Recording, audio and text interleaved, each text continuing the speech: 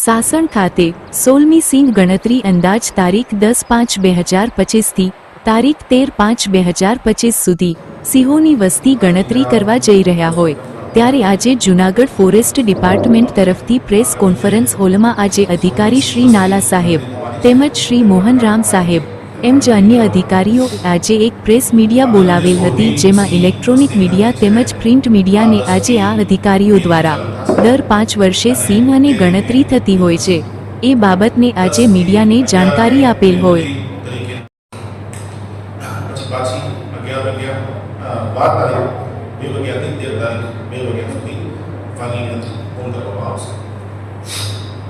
આ ગણતરીમાં આ વખતે 35,000 સ્ક્વેર કિલોમીટર જેવો વિસ્તારનો સમાવેશ કરવામાં આવ્યો છે. એમાં 11 ડિસ્ટ્રિક્ટ્સ જે ગુજરાતમાં છે એનો સમાવેશ કરવામાં આવ્યો છે. 58 જેવા તાલુકાઓનો સમાવેશ કરવામાં આવ્યો છે. 3,400થી વધારે વિલેજીસનો સમાવેશ કરવામાં આવ્યો છે.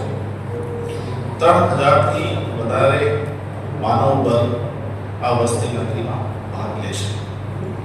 આ 11 જિલ્લાઓનો જે સમાવેશ કરવામાં આવ્યો છે જેમાં વન વિભાગના 15 રહેશે.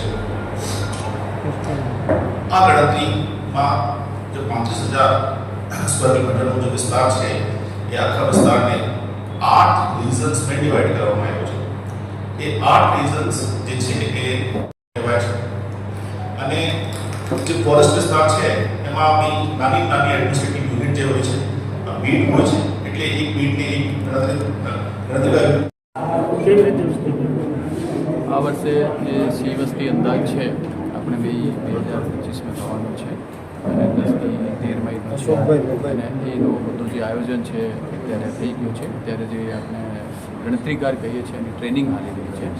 કે બધા જે સેમ્પલિંગ યુનિટ છે એમાં ગણતરીકાર હશે, બધા ગણતરીકારને ટ્રેનિંગ આપવામાં આવી રહી છે. અને પછી જેટલા બધા વોલેન્ટિયર છે, જે પણ લોકોનો આનો પાર્ટિસિપેશન થવાનો છે, જેમ કે સબ ઝોનલ, રિજનલ બધા જે ઓબ્ઝર્વર્સ છે બધાનું ટ્રેનિંગ થશે. અને આનો બહુ સરસ રીતનું આયોજન છે. આખું 35,000 સ્ક્વેર કિલોમીટરનું જો આપણે સૌરાષ્ટ્રના જે સિંહ જે વિચરે છે એ આખા એરિયાનું અમે સેમ્પલિંગ યુનિટ કરીને અમે ગણતરીકારની પોસ્ટિંગ પણ થઈ રહી છે અને આની જ ટ્રેનિંગ થાય છે. અને એ જો સિંહ વસ્તી અંદાજને કહીએ આપણે તો લાસ્ટ છેલ્લી 2020 થઈ હતી પૂર્ણમાં કોવિડને કારણે બધા જે વોલેન્ટિયર્સ છે એને બધા પાર્ટિસિપેટ કરી રહ્યા છે. અમે બધું જ આયોજન છે અને બહુ સરસ રીતે છે. આપણે બધાનું પણ અમે બહુ સારા ઓપરેશન્સ છે. એ ડાયરેક્ટ બીટ વેરિફિકેશન છે. એમાં આખા એરિયાને અમે સેમ્પલિંગ યુનિટમાં ડિવાઈડ કરીએ અને સેમ્પલિંગ યુનિટ પ્રમાણે આના ઉપરમાં હોય અને આનો એરિયો ફિક્સ હોય કે કેટલા એરિયામાં કેટલા માણસ કામ કરી શકે. જેવું કે અમે કીધું કે 10 સ્ક્વેર કિલોમીટર છે તો અમે 4 લોકો છે તો એ સર્વે કરી શકે. હવે સર્વે છે એ એવી રીતે થશે કે કોલ આવી ગઈ ક્યાંથી, પવડા બોલતા હોય, બીજા પ્રાણી બોલતા હોય, આના સગડ જોવાના છે. અને પછી જે કોઈ પણ માણસ બહારના વિસ્તારમાં ગયો કે અમે ત્યાં જોયું તો તે એરિયાને પણ સર્વે કરવાનો છે. અને સાથે હૂક કરતા હોય કે 24 કલાકનો શેડ્યુલ છે પહેલો, અને પછી 24 કલાક બ્રેક, અને પછી ફરીથી 24 કલાકનો શેડ્યુલ છે.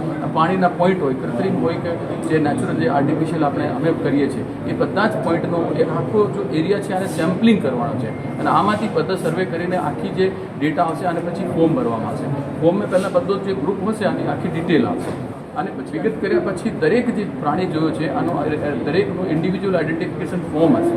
એ ફોર્મની અંદર બધી વિગત છે કે જોયો તમે તો આમાં કાન કેવા હતા, આ કાન પર શું હતું, કેસવાળી છે તો નર છે તો કેસવાળી કેવી હતી, ટેલ જોઈ, બોડી પર કોઈ માર્ક જોયો, બધી જ પ્રકારનું ઇન્ડિવિજ્યુઅલ આઈડેન્ટિફિકેશન જેનો ઓળખ થઈ ગયો છે એ બધો જ ડિટેલ આમાં છે. વણ ઓળખાયેલ છે તો એ એમાં છે. હેલો ગુજરાત ન્યૂઝ ચેનલમાં બધાને મારા નમસ્તે મિત્રો. ફરી મળીશું. એકવાર શેર કરશો, લાઇક કરશો, સબસ્ક્રાઇબ જરૂર કરશો.